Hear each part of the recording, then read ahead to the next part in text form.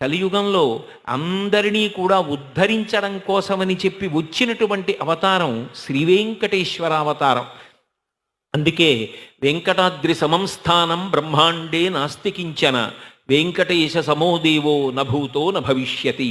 వెంకటాచలము వంటి పర్వతము కానీ వెంకటేశ్వరుడి వంటి దైవము కానీ ఇత పూర్వము లేరు, ఇక పైన ఉండరు అని చెప్తారు.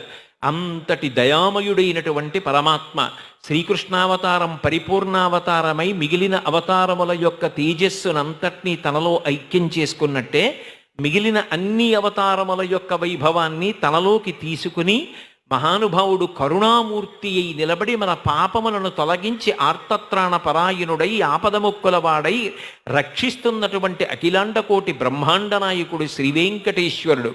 అటువంటి శ్రీవేంకటేశ్వరుడు వేదోద్ధారణ మందరాభరణ పృథ్వీధర్మ నిర్మాణ ప్రహ్లాదత్ర ఎన్ని దుష్కర్మలు ఉన్నా అన్నిటినీ కూడా నేను నా పాదముల దర్శనము వలన కలిగిన పుణ్యము చేత ఉత్పన్నమైన అనుగ్రహము వలన భేదిస్తాను, నీ పాపములు పోగొడతానని చెప్పడానికి గద ఉంటుంది. ఎటువంటి రాక్షసుల్ని కూడా నేను సంహరించగలిగిన వాడను. కౌమోదకి ఈ భూమిని కాపాడుతూ ఉంటాను, నేనే ఈ భూమి నాది అని చెప్పడానికి గదని ధరిస్తాడు. అలాగే శంఖం ఏం చేస్తుంది? స్వామివారి ఊపిరిని తనలోకి తీసుకుని మోగుతుంది, అది విజయానికి పిలుపు. ఈ మైకు నా ముందు ఎలా కూర్చుందో అలా ఆయన ముందు నేను కూర్చుంటే నాలో ఆయనే కూర్చుని నా చేత పలికించి నన్ను ధన్యుణ్ణి చేస్తూ ఉంటాడు.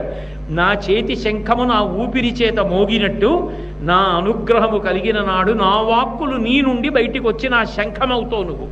అంత కీర్తినిస్తాను. పలికిడిది భగవతమట పలికించు విభుండు రామభద్రుండట నే పలికిన భవహరమగునట పలికద వేరుండు గాథ పలుకగనేలా అంటారే పోత